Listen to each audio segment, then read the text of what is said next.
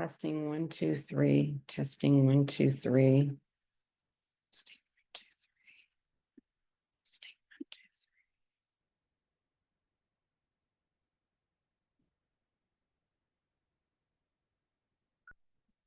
3. Just there. Okay, please mute your mic. If you have a question, throw it in the chat box. I may take it if it's relevant at the time, or we may made to the end.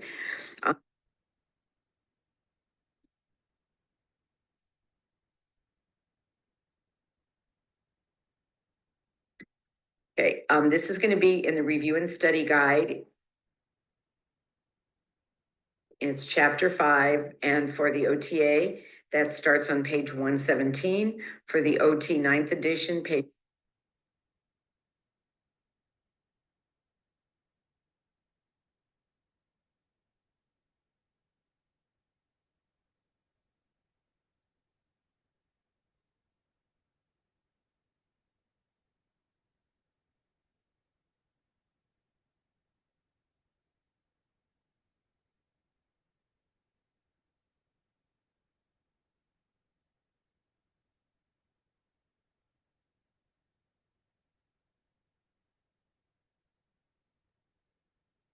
Okay, I guess we're recording. Then I'm going to have just there.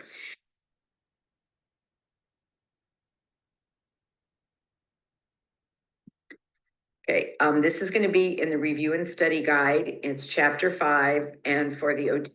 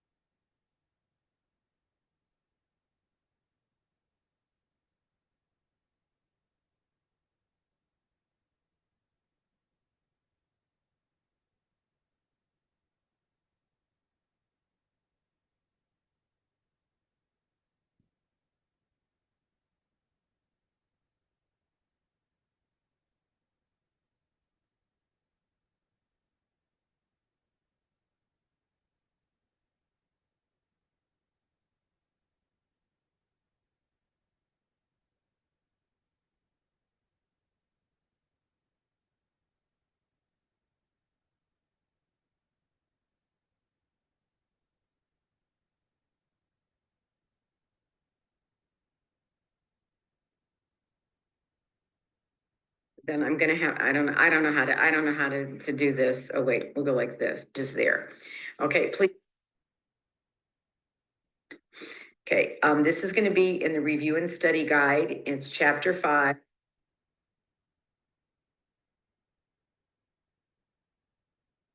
Sounds good. So for sensorimotor, okay, what happens? There's developmental stages that we have through. Okay, now what I recommend that most people very intensely in the development is, okay, now what I recommend that most people do in studying human development, it's pretty wild. Okay, if you look, so let's talk about what happens at the newborn, and I'm going to put these tables up a couple of times. I recommend you look at the charts. I'm not going to.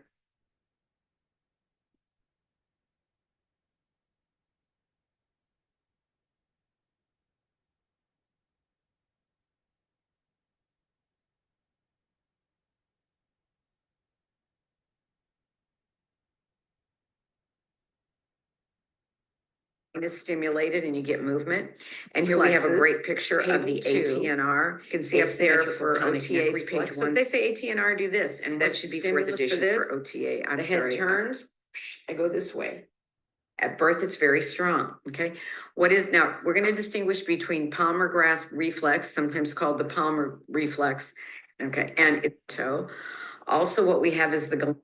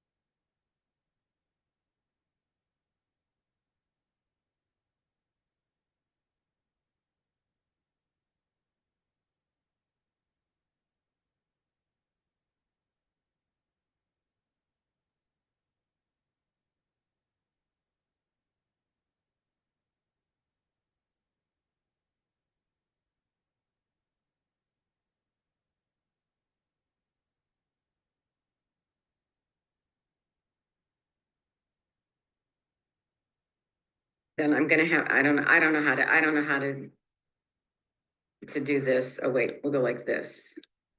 Yeah, there we go. Okay, now I'm a genius.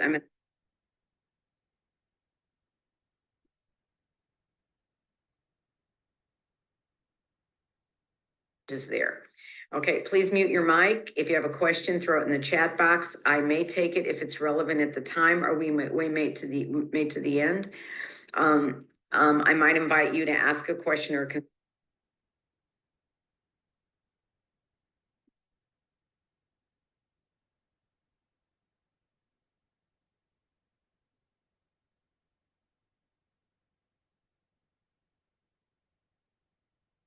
okay, then I'm gonna just there. Okay, please mute your mic. If you have a question,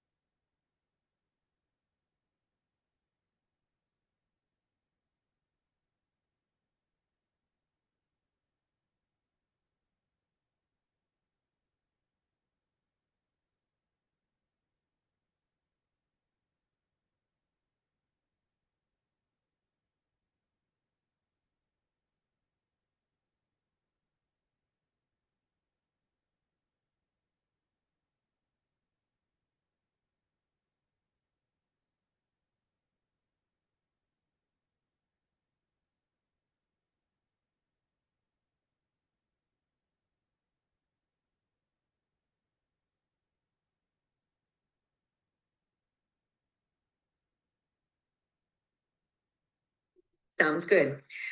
Okay, now what I recommend that most people do in studying human development, it's pretty wild. If you look, we have 30 pages. Yeah, a lot of stuff. I recommend you look at the charts and the graphs and not so much at all the text.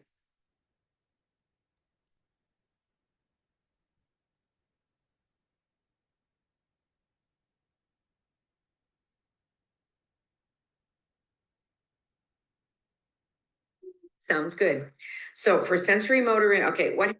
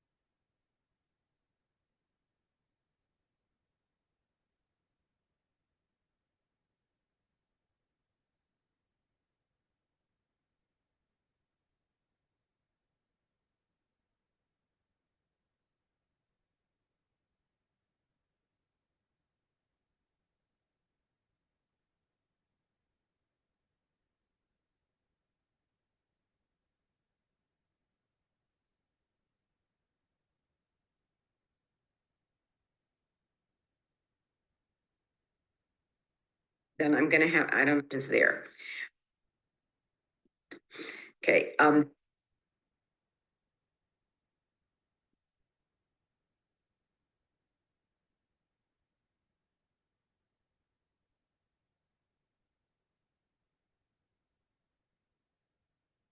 sounds good. So for just there.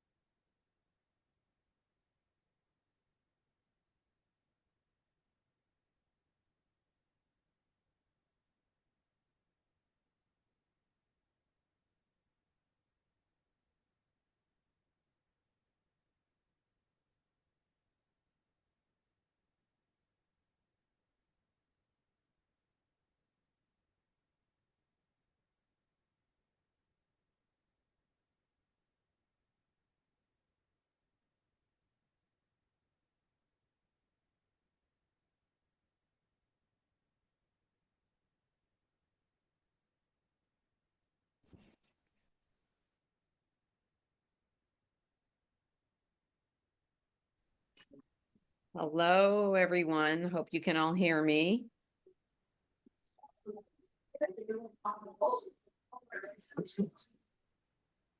Okay, people wanting to talk. So what I'm gonna do, I'm gonna suggest that either you put in the chat or you tell me where are you from? COTA candidate or OTR exam candidate? I know some of these people. Okay. So tell me in the chat or you can tell me live. Oh, I know some of these people.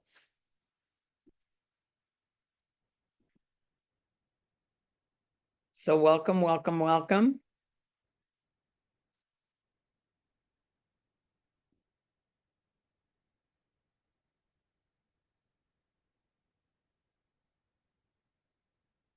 Okay, and I hope you can all see this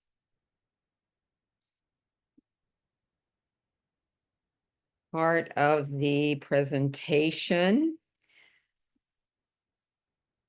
I'm having a little trouble with the, can everybody hear me?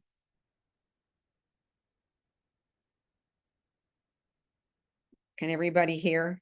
Yes. Okay, thank you.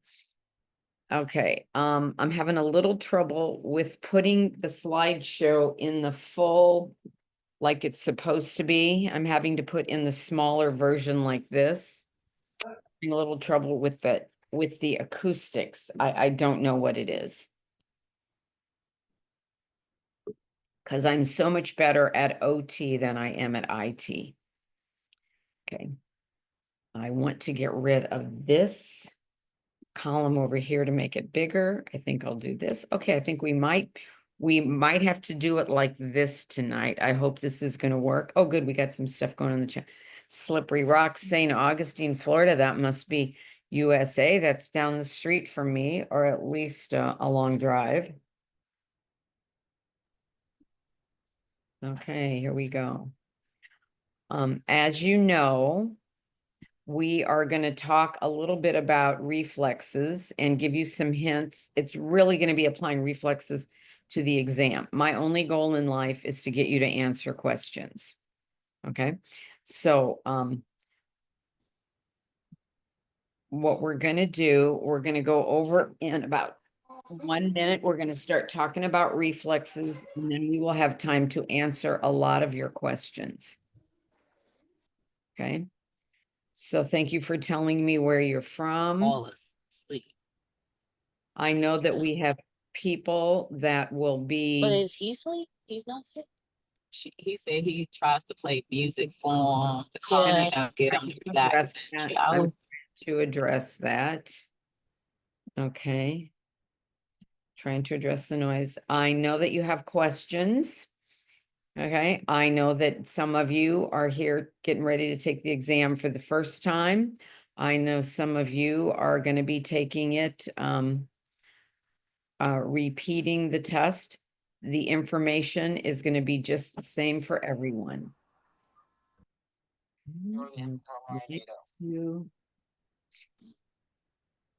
Huh? Yeah. Jealous. Don't have too much fun without me. I need to have somebody, I keep muting people and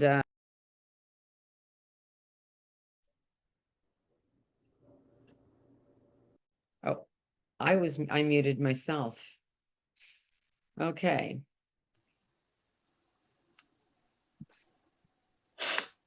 Okay, I would like to get the participant list up at a reasonable place.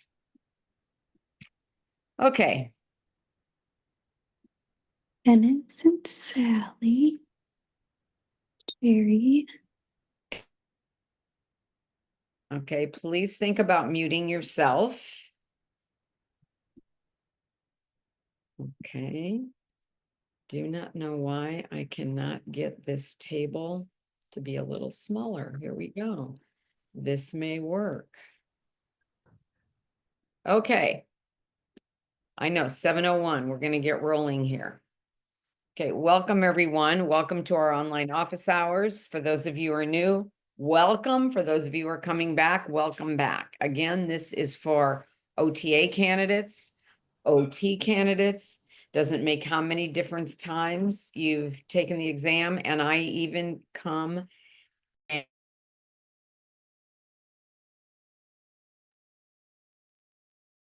I think you muted yourself again.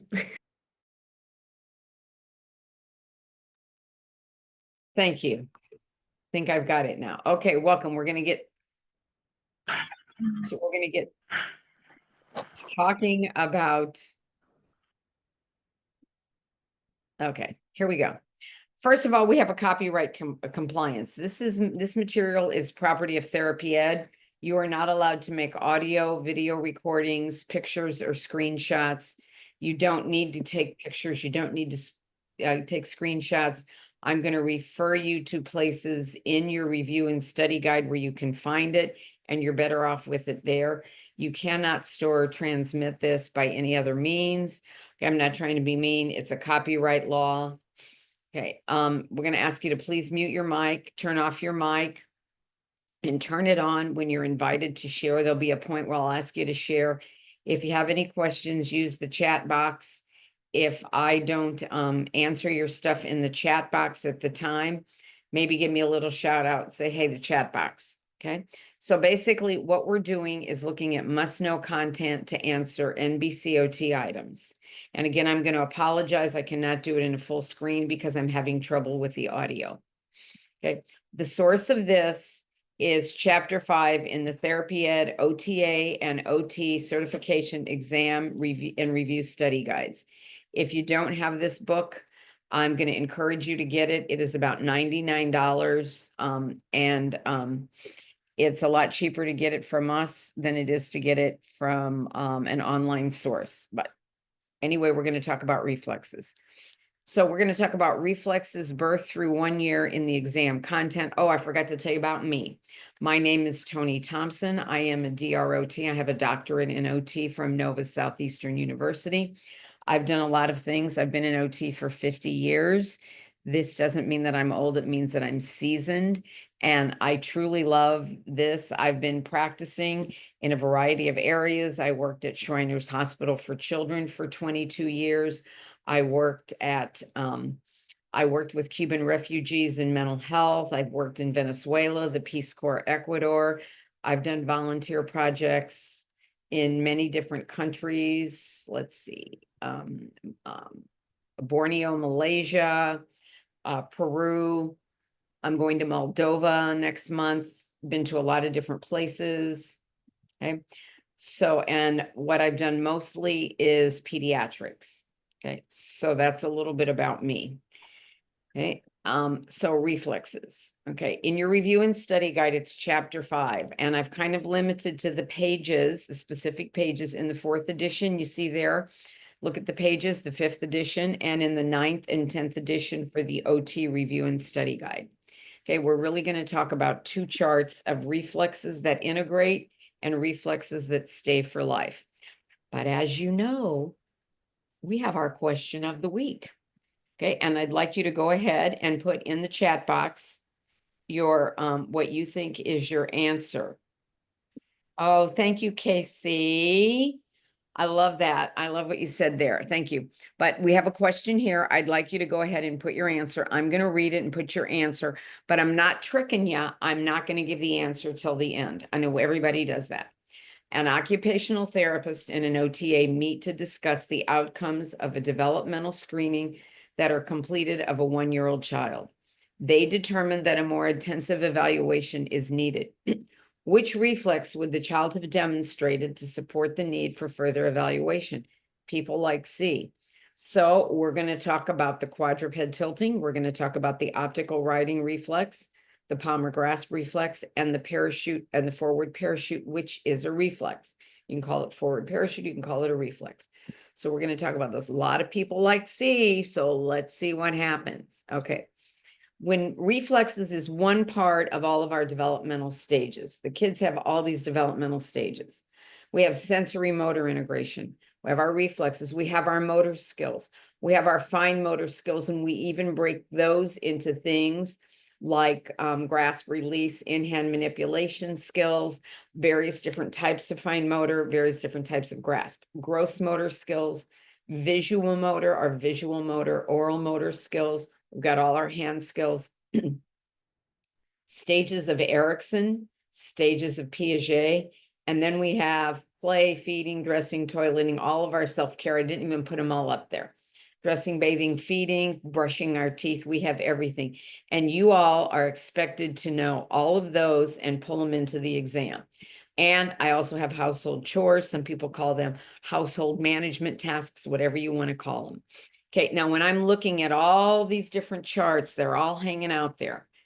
Kind of like all the different clothes in my closet. I got my long pants here, my short pants here, my skirts, my blouses, my vests, okay, whatever I've got, okay?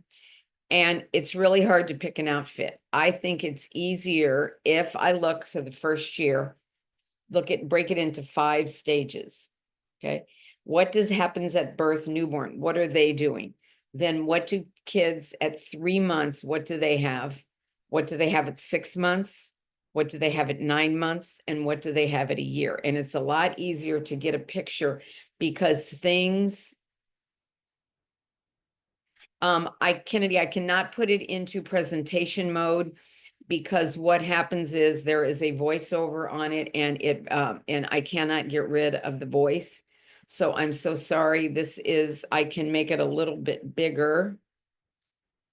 Yes, I can. I should be able to make this a little bigger. Just hold on. I'm so much better at IT than OT. Yeah, this is I know, and it's very distracting for people with, to be able to concentrate because I also have a lot of sensory things here, but I cannot put it into presentation mode because there's a voiceover on it I can't get rid of. Okay, so we're going to talk about these stages. Now, when I think of birth, I look at the reflexes that they have. Those are the pages. I see this newborn baby. And in addition to mostly what they see at birth is reflexes. I have the rooting, the suck swallow, the traction, the moro. I have a plantar grasp. Okay. I also have the gallant reflex, the ATNR, the palmar grasp reflex, not to be confused with the palmar grasp, which is an active grasp. I have the tonic labyrinthine and the tonic labyrinthine in supine and in prone. Okay. And I have what's called the labyrinthine head writing, the optical head writing, or the head writing. Has a lot of names. It's so weird that we have the palmar grasp reflex and the active palmar grasp with the same name. And then I got 3 names for this head writing reflex. Okay. I need to know this is what the kid looks like at birth. And we think of supine, prone extension, supine flexion. Okay. And okay. And we think of physiological flexion that they have. Well, how do they get an ATNR if they have physiological flexion? Because it's a reflex. As my mom walks by and I do some smelling, I may do this and get my ATNR. Okay. As I'm fussing and crying and whining and doing things, I may come back to this position. So I have these. Now, a lot of people have theorized, why do we have these basic reflexes? Why do they go away? You don't need to know that for the exam. This is going to be great when we go and study something. We're going to do a nice presentation. My job is to get you to answer questions. So I would know what the birth and newborn looks like, because if somebody says they have a 5-year-old has a very strong palmar grasp and a strong ATNR, I know they have this at birth, newborn. I know that these 2 things go together, and I know that they're going to have a delay, and I'm going to kind of know what to work on. Okay, so that's what we have at birth, newborn. Okay, now I get into 3 months. Oh, notice I have a little supine flexion. Okay, I start to do some symmetrical things, and this is accidental, and they'll start to hit something, and I have a little bit of prone extension. Okay, I'm still going to have my ATNR. I'm still going to have that palmar grasp reflex. It may be a little bit looser or not.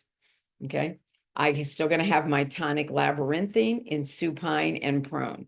How I remember it, tonic labyrinthine in supine, I flex, and in prone, I extend a little. Okay, I have the labyrinthine optical head writing. This is the one reflex that persists for life. And what that does is, I don't have my little giraffe here. What that does is when you turn me this way, my head's going to write this way. You turn me forward, my head's going to write this way. We have this, and this persists for life with all of us. So this is the one of the reflexes that persists for life. And if I don't have this reflex, it's considered abnormal. So now what's coming in at 3 months, I start to get the Landau. We called it, I had one grandkid that looked exactly like a flying penguin. It was very strong. The other kids, it was a little bit looser, but it is the tendency for me to pull up against gravity reflexively. So now I know what they have at 3 months. Okay, at 6 months, I look at 6 months, we start to get into supported sitting. Okay, now notice that we always place kids in sitting before they go into sitting, always. Okay, we start from the beginning of time. Once we get a little trunk control, we place them. We actually place them in sitting. They fall out of sitting. Then they develop the skills to get out of sitting. And eventually they develop the skill to go into sitting. That's one stage of development that I need to know. It doesn't happen like you and I do in real life. In real life, I go into sitting, I sit, and I get out of sitting. Okay. So you want to remember that they don't go into sitting. It's much harder later on. It usually takes 2 or 3 months. So at 6 months, I remember S for 6, S for supported sitting. And what happens? What I'm going to remember, place him in sitting. See the little girl on the left, one hand is down in sitting, the other. Okay. Okay, the other hand is up. I'm trying to make sure I mute people that are.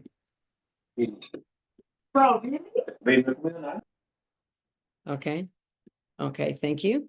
Okay, so notice what happens is I place them in sitting, and like you and I, they're sitting there and sitting, they're getting shrunk. It's just like when you were learning to drive, you were going up and down the driveway, and you get kind of bored. Can I do something besides drive up and down the driveway? I want to do something. So what do the kids do? They reach, they see something, they're no longer focused on this, oh, I got to hold myself up. They're looking out, they see something, they go to grab for it, and what do they get? Protective extension forward. So that tells me, I remember at 6 months supported sitting, we're going to start to get our protective extensive reflexes.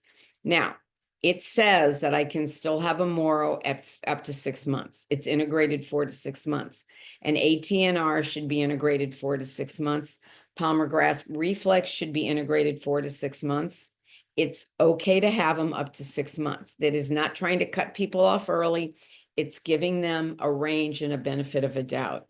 I can also start to get an active palmar grasp at 6 months. So either one is okay. Still have a little bit of that tonic labyrinthine. The Landau is becoming stronger, and I start to develop the STNR, symmetric tonic neck reflex. Now, how I remember this tonic neck reflex, they talk about the cat thing. I just remember everything's different from the waist. When we had the ATNR, we had one action, extension on one side, flexion on the other. So one side was opposite the other side. Okay. Now I remember the waist is the difference. Everything above the waist is the same. So if my arms flex, my neck's flex, what happens to my legs? They extend. I flex my knees and my legs, my arms and my head extend. If it helps you to remember the cat, that's great. At least I remember from the neck. So this is showing us we have different body positions, dissociation from one side to the other and from one part to the other. And these are actually all essential components of what we need to do to get up and mobilize. But again, that's not going to be on the exam. Okay. At about 6 months, I start to get my body riding reflexes, my neck on body and my body on riding, on my body on body. How I remember these is very simple. Okay. One, I'm going to move the neck. That's the neck riding. And the other, I'm going to move a part of my body, which is going to be my hip. So I'm laying supine. Somebody comes along and they move me by the neck. And what happens? It causes me to do a log roll. Okay. Why? Because I have cephalon movement. We go cephalocaudal. I have cephalon movement, but I don't really have all of the integrated segmental movement myself independently. So I just do a log roll. So I want to remember neck riding on body is log rolling. At the same time, I get body riding on body. This is where I bend my knee. I wish I could demonstrate it. Bend my knee up. And you bring it over, I'm lying supine, this is not a good example, lying supine, and you pull me over, and this gets me to do a segmental roll because I lead with this part and then the rest comes. So it's kind of interesting. I'm doing log rolling and segmental rolling at the same time, but the stimulus is different. That should be happening at 6 months. So I have a stimulus for that reflex. Okay. 6 months, I'm also still have my optical writing, knowing sometimes I'm calling it optical writing, sometimes I'm calling it labyrinthine. And I'm starting to develop my protection extension downward, forward, and what do you think I'm going to get next? We do everything anterior, posterior, then we do lateral, and then much later, we're going to get backwards, okay? And I start to get my prone tilting. I'm in prone and I'm tilted. And what do? I tend to go back to center. Notice my head will go straight and my body will go up against gravity. Okay. Now at 9 months, what's happening? I think of creeping and crawling. It's probably not a big deal for the exam. Okay. But just in case it comes up, we always get confused. What is creeping and what is crawling? We talk about combat crawl, creeping, all this. Creeping is my stomach's on the ground. I'm sorry. Crawling is my stomach's on the ground. Creeping, my stomach's off the ground. I know you say my kid's crawling because they're on all fours. The stomach's not on the ground. But in OT and in the US, crawling is on the stomach's on the ground. Creeping, the stomach's off the ground. How I remember it is it comes in development like it comes in the dictionary. Crawling is CRA precedes CRE, creeping. It's the way I remember it. Now, what else do I know at 9 months? I'm going to throw in another little developmental component to think about. As I'm doing this with my hands, you see that I'm easily getting wrist extension. Wrist extension tells me I've already gotten my active palmar grasp. Now I'm getting my radial palmar grasp, and this is radial palmar. When does it become radial digital? The minute you can see some kind of space through there, you see a nice little space. Now that's radial digital. This is radial digital. These are all radial digital grasps. Okay, so this comes in at 9 months. So 9 months, I'm going to remember wrist extension. Okay, I'm still going to have a plantar grasp with my toes. My toes are going to turn under. We see this kid crawling and we see those toes start to come out and splay and be a support, but they're still going to have plantar grasp. That plantar grasp is not going to be integrated until they stand flat on their feet. And we know that's not typical at 9 months. We're going to see a landau, well, it's not really a parachute, but it looks like that. I did have that one grandkid. She looked just like a penguin. Okay. And we will start to see that integrate by STNR should be integrated about 9 months, but it's okay to have it. If it says at 9 months, it's okay to have it. Now, I know there's some things that get integrated at 8 months. I'm not going to give you 12 cards. You're going to have to kind of think they can have it at 6 months, not at 9 months. We're going to have to kind of think that way. At 9 months, I'm going to get a really much more active, the body writing reflexes. Okay. And still have that optical writing. I'm going to have that persists. What else is going to persist for life is protective extension, downward, forward, sideways. I may start to get it backwards as kids start to rotate their trunk more. I'm going to start to get my tilting reflexes. Tilting is where the surface tilts. So they're going to get it in prone, supine, sitting, maybe start to get it in quadruped where they tilt. Whereas equilibrium is a little bit different. Equilibrium is where I'm walking or something and I maintain myself as I get thrown off. So tilting and equilibrium are similar but different. Okay. At 1 year, what happens? We used to say kids walked. Now we say stand. Why did they change the standards? Because the stages that were made originally that we used for probably 80 years were developed by a bunch of researchers who looked at their kids, who were probably stimulated a lot, had a lot of stimulated, and they were mostly Caucasian kids. We integrated and we looked at kids across all different socioeconomic backgrounds, different things, families where maybe they were not looking at child development, maybe they were looking at different things in their house history, playing in the community, different things like that. We have a different standard. So it is okay to be standing at 1 year, not walking. So by the time and I'm going to throw in a little bit of something else to think about 1 year is we will do finger to palm. We'll start our in-hand manipulation. And what happens? I do finger to palm and I don't do palm to finger for about another 6 months. Why not? Because it's a skill. What happens? How do I get rid of this in my hand? The same way I did when I had the palmar grasp and the palmar grasp reflex, I just drop it. It's not an active planned release. It's just a drop. It's just opening the hand. Okay. So we are ready to go back to our question. Now, what do you think? An OT and an OTA meet to discuss outcomes of a developmental screening that they completed of a 1-year-old child. They determined a more intensive evaluation is needed. Which reflex would the child demonstrate to support the need for further evaluation? And you are all absolutely correct that it is the palmar grasp reflex, because we know that this is going to be integrated 4 to 6 months. The palmar grasp comes in and it stays for life, active palmar grasp, but the reflex is different. So we talked about the quadruped tilting coming in at about 9 months to a year. Optical riding reflex, they're going to have, and it's going to stay for life, as is the forward parachute. So the only one that really should become integrated is the palmar grasp reflex, and it should be integrated by this time. Excellent job. Okay, very cool.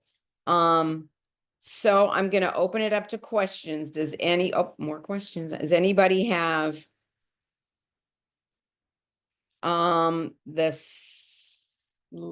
somebody wanted me to go back to a slide. Melinda, which slide would you like me to go back to? Please tell me. It was for the 6 months. I was just looking at I wrote something, but I didn't get We it. got time. Okay, 6 months. Was it this 6? This is the picture of the kids. Mhm. Okay. Oh, see, it's so funny. I think I go too slow, but very good. It Okay. was the next one after that one, I believe. Okay, very good. So we're going to have Yeah. optical riding. So no, not all of the parachutes come in at 9 months. They start to come in at 9 months and they kind of follow a progression forward, downward, forward, sideward, and the back comes in later on, going backward, because one comes in anterior, 2 of them come in anterior, one comes in sideways, and the other is a rotational component that is a later one. So I would say that the backward is going to come in more, a little bit closer to 10 months or a year. Okay. Okay, backwards come first, you're saying. Is that what you just said? No, backwards comes last. Oh, last. Oh, okay. Because what we do is we're looking forward and we lean forward. We're leaning forward and we fall forward first. We actually fall downward first. Then we fall out forward. And then I start to reach to the side. It's a little bit of lateral movement, not a huge rotation. I start to reach to the side. Okay. And then I fall. When I get really good at going in and out of this and coming forward and able to get in and out actively, and then I'm going to be able to rotate and go back because that's a harder movement. Okay, when the palmar grasp reflex, the palmar grasp is never integrated because you and I still have an active palmar grasp. The palmar grasp reflex should be integrated at 4 to 6 months. Now, when we say 4 months, if my kid has it integrated at 4 months, it's just fine. Somebody else is at 5 months, it's fine. And somebody else still has it at 6 months. It's okay to have it developmentally at 6 months. They are not going to ask you, you see a kid that has a palmar grasp reflex at 6 months. What should you do? That's not enough information. Does that make sense? Okay, so That's the palmar grasp that's the palmar grasp reflex. That's different than my active palmar grasp. I know it's very crazy. And what optical writing is the same as labyrinthine writing or just a writing reflex. That means when you turn me to the side like this, like you see a baby will turn to the side and they'll pull their head up. We always have this active mechanism with our inner ear to be upright in this position. So if you start to lean me back like this, I'm going to pull my head this way. If you start to push me forward, I'm going to usually pull my head up like this. I mean, I know I'm leaning forward looking for something and I fall, it's one thing, but if you kind of tilt me in this direction, my head's going to go up. Okay. If you tilt me laterally or something, I'm going to always try to keep my head up. Okay, so that is my optical, my labyrinthine, or my writing reflex. Why do they have so many names? It's not to fool you. It's because people came up with different names that we have used. Okay. Now I recommend that you know all these reflexes and incorporate other kinds of movements that they're doing. I incorporated a little bit of crawling, standing. You need to know when they're cruising and things like that. And then just to go on, this is the 5 cards I use for the first year of life. I also do a toddler card. Now we know that they're standing at a year and they're starting to do that first stage of in-hand manipulation. Toddlers, I think of, they doff everything. They take everything off. Okay. Obviously, they're 2 to 3. 2, they're starting to take it off. By 3, they're taking it off. They may be able to put the shirt on their head or put their shoes on. My kids all dressed by 3 because I am a very strict OT. Okay. Okay, and I'll do your question in just a minute, Hannah. Okay, so at 2, and then we want to look at other things. What are they doing in terms of household chores? They imitate parents and they're able to put things away. Direction. By cards, I mean having 5 cards or 5 pages and looking at things by ages. So I say 5 ages, and I want to write those down on a separate paper or a card, like an index card. Okay. What age does the palmar grasp reflex typically integrate? 4 to 6 months. Okay. And you will see those in the chart there. Okay. And then I also do a card after a card or a stage. I look at 2 to 3 years. They take everything off. They're starting to run, doing a little bit of jumping, doing some household chores. You want to explore Piaget stages. And then I look at preschool, which is 4 to 5. They're putting everything on. I taught my 4-year-old granddaughter to snap. You would have thought that I'm like the genius grandma. Now she snaps all the time and it's no big deal. We will go from finger to palm. Now we'll start to do palm to finger stabilization. So you want to also think, what are they doing those ages in stage of recognizing shapes, cutting with scissors, and other household chores? Okay. Then you want to look at what they're doing in grade school, middle school, high school. By the time we get the preschooler is starting to jump, run, kick a ball, go around the cones with the ball, stuff like that. By the time we get to first grade, everybody is pretty much holding a static tripod and running. Typically, we look at what they do at different stages through grade school, middle school, and high school to know the rest of the stages. I'd really look carefully at household chores, and I'm going to give you a big hint about toileting. Okay. Toileting is very different. You want to look at the stages, not the ages. Everything else has an age. Okay. Good question, Broca. I'm going to get to that in a minute. Okay. Oh my gosh, what was I going to do? What was I just saying? I forgot what I was saying. Can somebody remind me what I was saying? Toileting. Thank you. Everything else, we pretty much go, okay, you know, it's okay. 4 to 6 months, you can have the palmar grasp. Toileting, know the stages. Don't worry about the ages because some kids toilet train at 18 months, some at 4. I have a grandson. I hope we're not recording this. I have a grandson who for 2 years, he's 3.5, for 2 years, we thought he was going to be the earliest one to toilet train. He runs up to the toilet. I got to go pee pee. I got to go pee pee. And he stands there and he goes, I'm going pee pee in my diaper. And then he goes, I got to go poo poo. And he goes and stands by the toilet and goes, I'm going poo poo in my diaper. He knows his awareness. He knows he's just not doing it. So you want to know the stages. Don't get sold on the ages for toileting. Okay. Reflexes are a problem when they remain how many months after they're supposed to be integrated? This is a very good question because they're not going to ask you if they still have a palmar grasp at 7 months, is how bad of a problem is that? It all depends on a lot of things because not only do people not integrate reflexes, and this is usually because of developmental delay. Okay, so there's a cognitive issue. They might have a mild or moderate or even more intellectual disability. Can be because of a neurological condition like cerebral palsy. Okay, so they can maybe not integrate all their reflexes, and some people call those pathological reflexes if they stay beyond the time. It really has to do if they interfere with function and how strong they are. I might have a mild ATNR that doesn't really interfere with my function, but if I have a very strong ATNR, it's going to interfere with everything I do. There are a lot of people now that are looking at very subtle reflexes that are persistent in children with some of developmental delays and other movement components. And they're looking at this in terms of kids with sensory problems. So it has much more to do with in real life, the effect that it has on function. Okay. Anybody have any other questions about this, or do you have a question about anything about the exam? Any exam questions? Oh yes, I do have a tip on how to study the pediatric assessments. Thank you very much. The big thing about pediatric assessments is to know what they do and what the age frames are.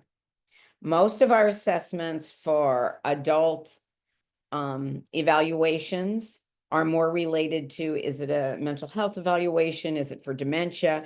Is it for phys-diz? And we say adults and up. But with kids, you have to know the ages. And here's kind of my hint. I recommend that you look at, in the therapy ed book, we have several pediatric evaluations. There can be more. I guarantee you they will not ask all of the pediatric assessments we have in the book. I cannot guarantee you they might ask other ones we don't have. But here's what I would do. I'd make a nice note card for every evaluation for this particular reason. I'd make a card with the name of the evaluation on the front, on the back, page number you found it in the book, so you can look it up. And I would write something about the evaluation. I would sum it up and I would put the age range, 2 to 4 years, something like that, okay? Because they may ask you and give you something like, would you use the PD or the Hawaii? And you have to know which one of those would be good for a 2-year-old. And right now I can't remember, even though I did PEDS for 35 years. So you have to know this. One thing I'm going to recommend, and I really have really different ways of remembering things because it's a lot of numbers to remember. How I remember the Miller assessment for preschoolers, and I know when it says for preschoolers, it measures a lot of different components. I'd write those down, but I know it goes from 3 years, 8 months to 5 years, 9 months. 3 years, 8 months, 5 years, 9 months is really long for me to remember. So I remember $38.59. I remember 38.59. That's what my brain sees. When I come to the exam, they can say they're 4 years old. Yes, they're a candidate for that exam. I pull it out. I don't know if that makes sense. And to study other assessments, especially ADL assessments, what I recommend is that you make a card for the assessment. I know this sounds like a lot of work, but this is a way to remember it. And you look in the back of the book, okay? The index in the book, you can look up assessments, evaluations. You also have to look up like Allen Cognitive Level and the Rancho Scale. Write the name of the evaluation, especially the ADL evaluations, and write on the back, is it for phys-diz? Is it for dementia? Is it for mental health, like in a PHP? And then what I do is I'd have my one little stack of phys-diz, and I would kind of know these names together. You would want to know these names together. Okay, you want to know these names together. These are the ones, if I'm in a phys-diz setting, they might ask me. These are the ones, and I've kind of memorized the ones that are going to be in the mental health setting, and I have those together. So I kind of have them in a block, and I'm not sitting there going, okay, Now, which one is the Coleman? Which one is the Milwaukee? And I kind of remember the Milwaukee went with something else that's mental health, and I can pull those in that way. Okay, I'm only trying to get you to pass the exam. Okay, I'm trying to get you to answer questions. Okay, so do we have any other questions about taking the test? Taking the exam? So I think it's very helpful to memorize. You get 30 pages of gross motor, fine motor, scissor skills, shape skills, in-hand manipulation, all this stuff. I try to remember it by age, and I get a picture of the kid, and it's very, very helpful because I know at 6 months supported sitting, it makes sense. That's when I'm going to start to get my protective extension forward. It's a lot easier than trying to remember by category. Okay. Because I did this for 30 years, for 35 years in peds. I still looked stuff up, and you guys have to know all of this. Okay. No other questions? Come on, ask me some questions about exam prep. I'm very excited to be teaching the therapy ed course for 28 years.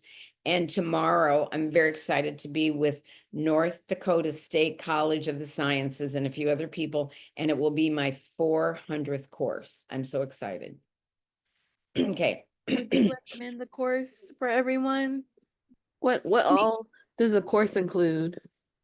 The course, oh, I'm supposed to tell you about that. Sorry about that. Okay, we have for the, thank you for doing that. And I'm going to come back, and Hannah, and ask your question and answer your question in just a minute. Okay, the course is a 1-day course for OT assistants. It's a 2-day course for OT, occupational therapists. It includes our review and study guide that you can purchase independently and work on that and use that. And I'm sorry, I only have the OT pictures here. Excuse me, I don't have the OTA, my faux pas, but I do have the course manual for the OTA up here. Okay, the course manual comes only with the course.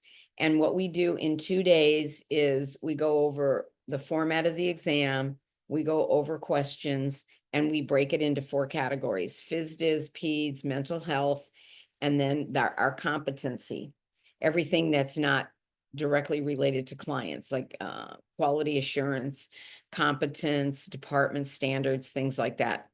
And what we do is we go over questions and we break them down, we tear them apart, and we argue about them, and we look for keys to way to answer the question.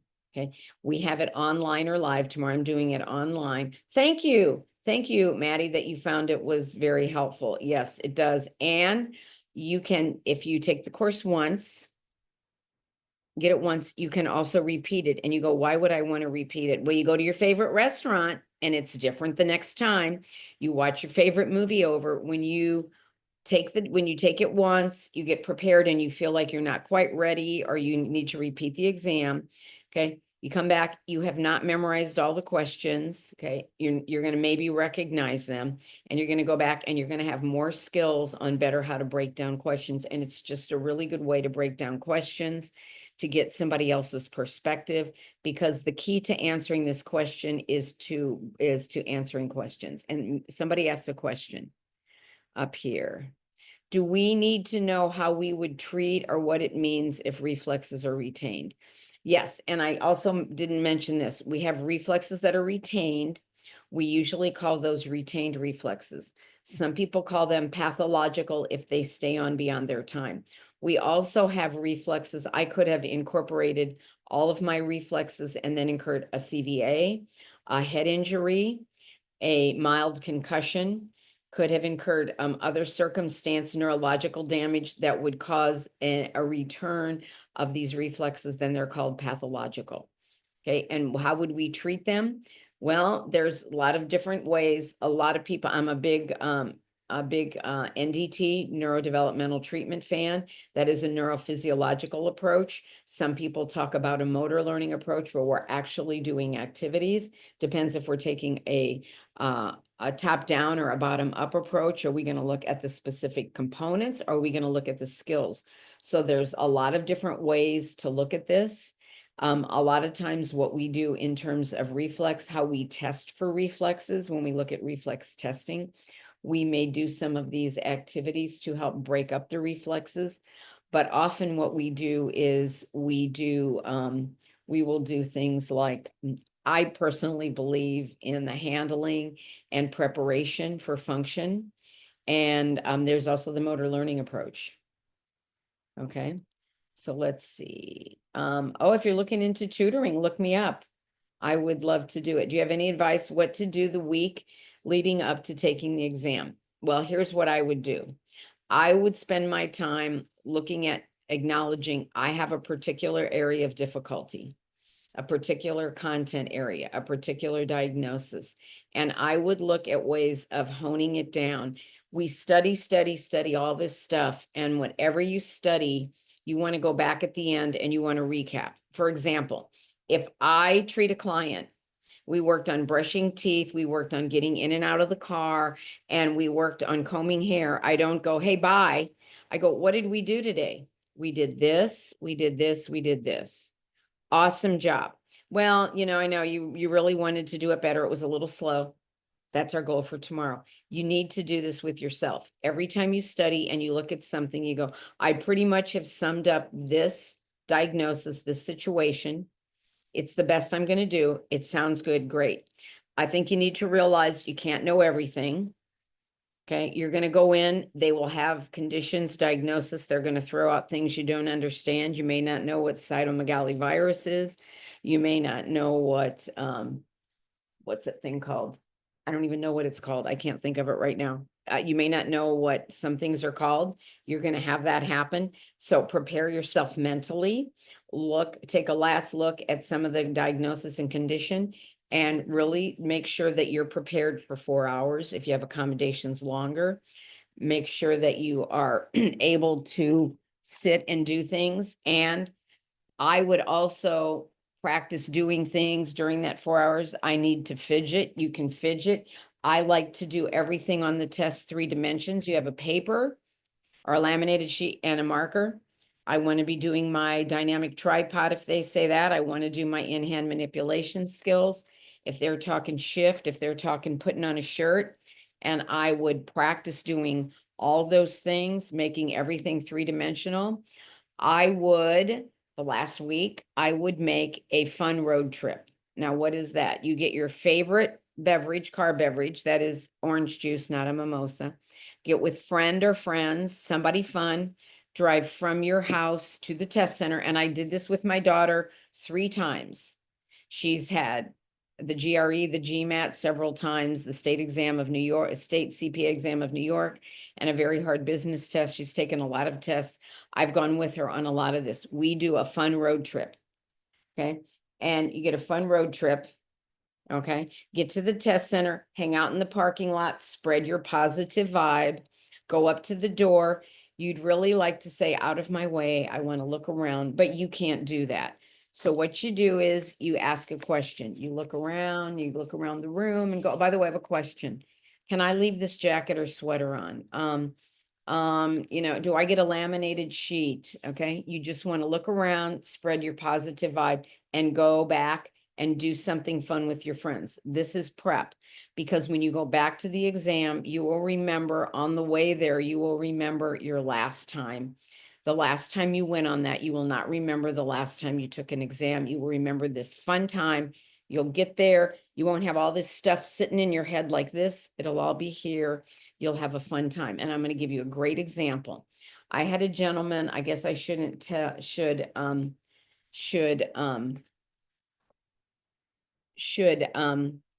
not going to say his name. I'll name the miracle, but not the saint. He and his friend went to the test center parking lot. They were having a good time. They were on their way to see Wicked. The test center happened to be very close to the movie theater, so they parked at the test center. They made it their fun thing. They saw Wicked. They got their t-shirts.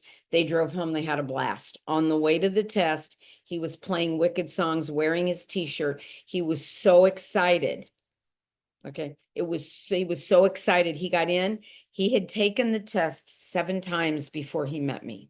We tutored a couple of times. And he said when he went into the bathroom, he was singing Wicked songs, and half of the people in the restroom looked at him and it was nuts. The other half were singing. And he went in and he said it really helped with a lot of his nervousness and his sleep, stuff like that. Okay. And I would do nothing the day before. And if it makes you nervous, I would go find something fun to do. Something fun and relaxing that you really like to do. Maybe you'd like to go see Wicked, okay? But go do something fun with your friends and just review, just zip through the book and look.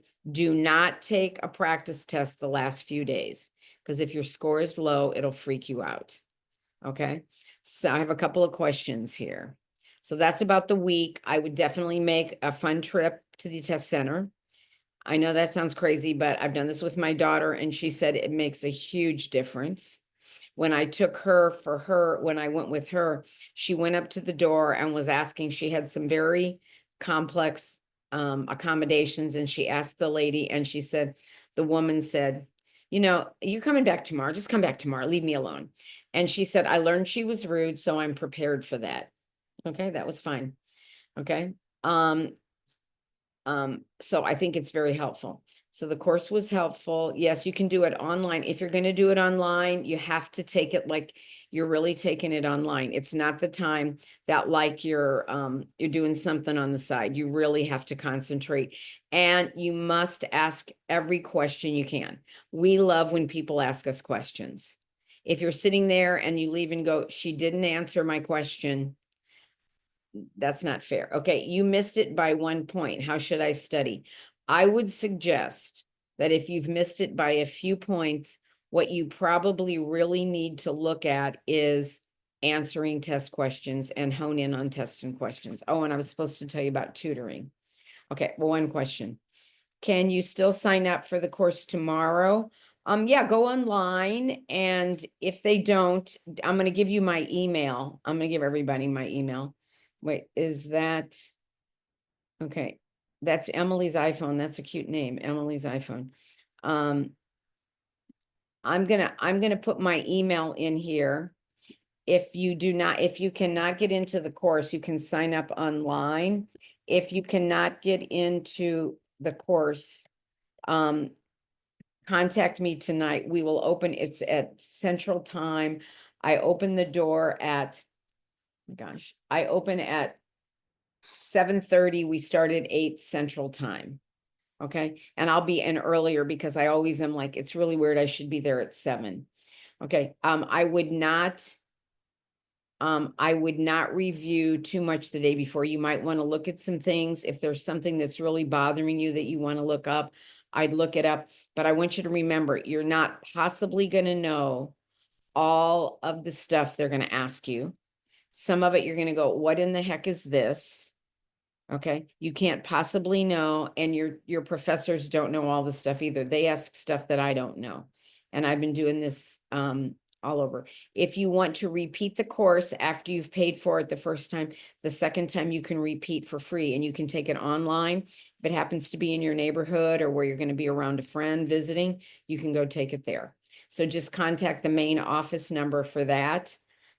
And actually, I'll give you the number to repeat. Oh, you know what? I don't know. I think it's Michelle. I think it's Michelle.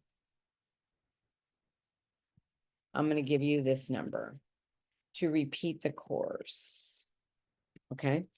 Okay. Don't be sorry for the questions. I'm sorry that you don't ask questions. Okay. Because I love this. Okay, it is online or in person. The online courses are only online. You can't go in person. The in-person classes you can't do online. The technology is not set up.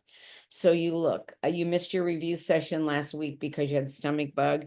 I'm very proud that you felt like if you were sick, that you called your tutor and you canceled, because if you're not, and people go, well, we had it scheduled for Wednesday, but I'm not ready. I don't want to do it on Wednesday if you're not ready.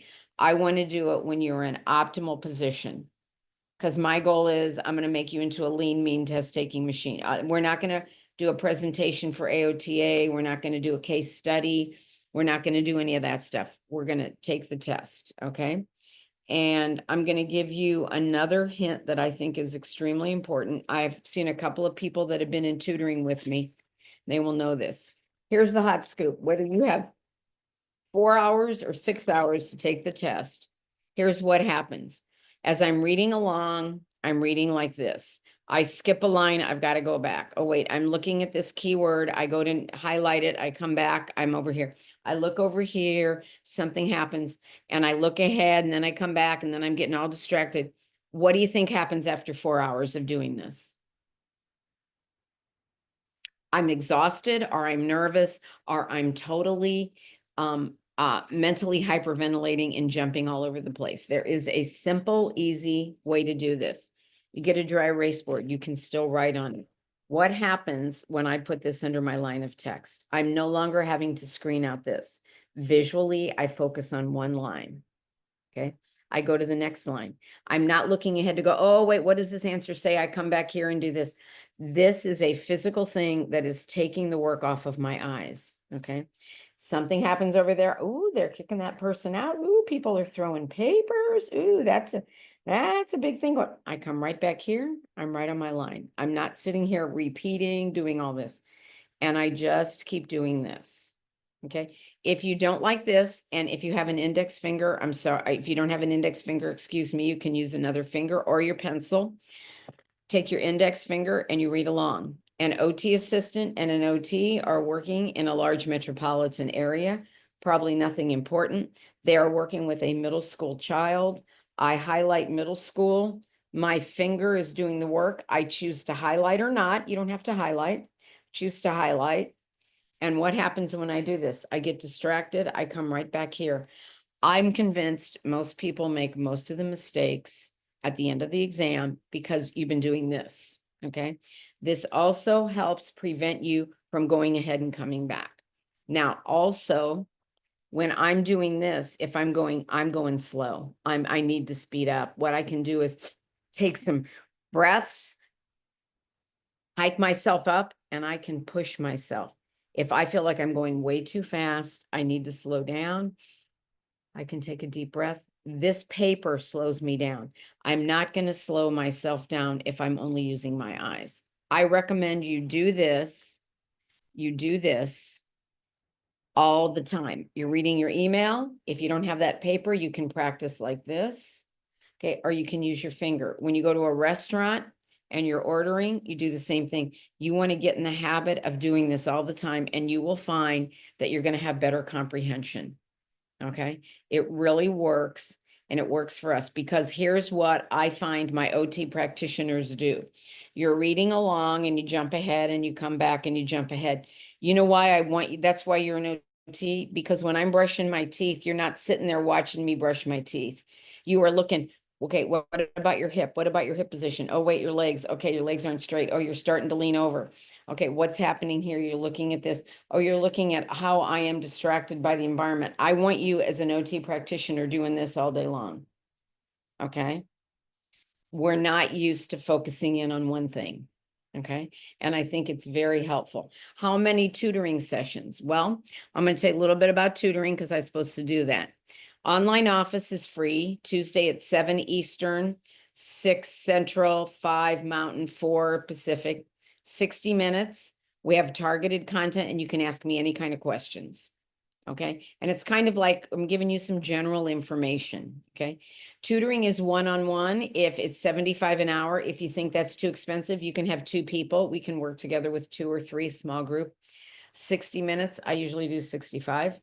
Okay. We set up the time, and you go, oh, wait, you know what? I really can't do it at noon. You know, I don't feel good. Okay. We change it. We do our own hour. Usually we do Zoom. If you're in my hood, my neighborhood, we can get together. Okay. Okay. We can do Zoom, and we do this. I work with people who can't get organized on their studying, helping you figure out how to study. Okay. I work with people that have content challenges. I have people that go, I just didn't get peds. Or, you know, our peds instructor had a premature baby the first day of class, and we had people who didn't know anything about peds showing us lectures and online stuff, and I really didn't get peds. I can help you with that. I can help you with any topic. Okay. So we look at topics. Then mostly what we look at is reading questions, going through and breaking down questions. If you've taken the test and you're very close, I recommend that. So I recommend, and when you come and talk to me, I don't want to say, here, I'm gonna give you my name here. Okay, I don't want to say, what was I gonna say? Okay, I was talking about tutoring. Okay, I'm not gonna, I don't try to upsell people. When you leave a tutoring with me, you leave with stuff to do. I kind of feel like I'm a really good nurse practitioner or physician, or a really good OT. You go in, you talk to me about what's going on. I ask you some questions. There's things I know. And what I do is I go, let's work on this. I think this is the approach we should take. What do you think about this? Do you think this would be helpful for you? And I offer you things and sometimes you go, nope, doesn't work for me. We find something else. Okay. So I feel like it's really good to have somebody who kind of knows this, knows people, knows the exam and can really help you. And what it does is I'm kind of like those people that come in and organize your closet. You've got all the stuff you need in your closet, but you can't find it. And we come in and we together organize the closet. And after we get done, you look at it and you go, wow, I can really live here and I can find everything. And it makes so much sense. See, I like food analogies and clothing analogies. I think those are really good for us and for OT. Okay. Anybody have any other questions? So I would recommend, oh, do you recommend taking a break during the test? Very good question. I recommend that you try to study if you can in 4-hour times, unless you have accommodations. You go, well, I can't do 4 hours. Okay, you can't do 4 hours. Try to do 4 hours. If you can only do 2-hour sessions and something else, then what I recommend you do before you go do the second 2-hour session, don't come in and be, okay, I'm all prepared and focused. You want to do something that like get you kind of riled up or get you kind of, it's because you want to practice getting in focus and staying in focus sometimes, because that last 2 hours can be rough. So you want to be able to come in and do the last 2 hours with some kind of adversity. Now, you may find if you're taking a practice test or studying for 4 hours, you go, I've realized that every time at about 2 hours and 15 minutes, I can't do this. I either get too wound up. The best thing to do is walk. In the test, you get to walk to the bathroom, go in and jump. Or I'm starting to really fade. The same solution for getting too wound up is the same solution for fatigue. Getting up and taking a walk. Usually it's the walk to the bathroom that is the therapy. If you need to do this and plan to take 6 to 8 minutes by the time you check out and check back in. So you want to take this break time, okay? And then you go take your break and come back. Some people will take a little sitting break there. Okay. I highly recommend that you think about what you need to do in 4 hours. Most people tell me they need to fidget. And I recommend when you go in and you say to the person, to the test person, look, I'm a real kinesthetic person. I need to move a lot. And they usually go, yeah. We know you're an OT. That you can do just about anything that doesn't distract your neighbor. Does anybody like to read the test questions kind of out loud? Like an OT and an OT assistant are working in a large metropolitan area, because you can't do that. Does anybody like to do that? I'm going to assume somebody does. Okay. Here's the thing. Okay. You're not allowed to do that. Okay. You're not allowed to do that, but you can. Remember the mask from the 2020s? You can go in wearing a mask. No one can tell you can't wear a mask. There's a lot of reasons to wear a mask. I have a family member with a feeding tube. On an airplane and in public places, I wear a mask. I've been wearing a mask on a small plane for 25 years because small planes make me sick. And I'm probably on 25 to 30 airplanes a year. Okay. Go in with your mask. And when you're reading those questions, look, an OT is working in a large metropolitan area with a certified OT system. You can't hear me, you can't see me. Practice doing this with a mask. Okay. Practice wearing your mask when you're studying and when you're preparing. So when you go in that exam, you're used to it. And it has helped a lot of people who really need to talk out loud. The only thing that's been good about COVID, that and telehealth. Okay. How many full practice exams should you take beforehand? Well, Therapy Ed offers you 3. Okay, and this is secret. Don't tell anyone. Okay, here's the secret. If you take all three, contact me or contact the office. They can reset them for you once. And why do you want to take them over if they're the same test? For this reason. It's a 4-hour test. It's 180 questions. It replicates the exam. It is designed for you to do it in the 4 hours unless you have accommodations. It's designed for you to do doing it in 4 hours, going through, and it's not just, I got this one right. It's going through and going, I realize after 2 hours I'm beat. 10:30, exhausted. Okay, question number 75 at this time, question 100 at this time. It's for you to take down little hints, okay? And you can go through and we give you really good answers. You can talk to us, make a session for tutoring, going over all the questions you don't like, don't understand, okay? And then when you get all done, you're going to study more and more and you can take the tests again, and you don't memorize questions. You want to make a point not to memorize them, because I've had people go, well, that question was on NBCOT. And I go, it was a similar question. It wasn't the exact question. Now you have to be very careful. I could have changed one word in there. If we're talking about somebody that has, I'm giving you, sorry, if you talking about somebody that has MS, I think that's right. That's for the exam. Susan Sullivan. Okay. I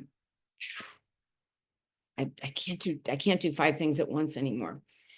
What was I just talking about? Tell me what I was just talking about. Oh my gosh, this is terrible. I think you're saying that not to memorize the questions, that they can change one That's word. right, questions. Okay. Yeah, you want to make sure that when you go over them, you're not memorizing them, because they could have a very different thing. So for example, somebody says, well, that's an exact question I saw in the exam. What was it? Was it MS? Well, no, it was somebody who had rotator cuff repair. I'm working to improve multiple sclerosis. I'm doing energy conservation. So it's a very different answer with a different diagnosis. Thank you for telling me that. Okay. Any other questions? Okay, I want to thank you guys very, very much. Thank you for not letting me put something in presentation mode. I have to figure out how to get the voice background off of this thing. Okay. And thank you very much. And oh, cool. You sent me an email about tutoring. Okay, very cool. Okay, sounds good. And we will see you. I'll probably come in and listen in some Tuesdays. Come back any Tuesday and invite your friends. And thank you very much. Have a great evening. Time to go dancing, everyone. Thank you so much. Thank you.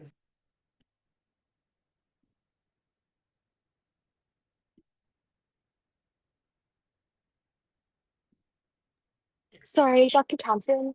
Yes. I just had a quick question. I was the person who had the stomach bug last week and I missed it, the class. I've been in contact with Michelle Emery, but I haven't heard back to like re-sign up for a virtual session. Or do you know how I would go about following up? Because I have followed up and I still haven't heard back on it.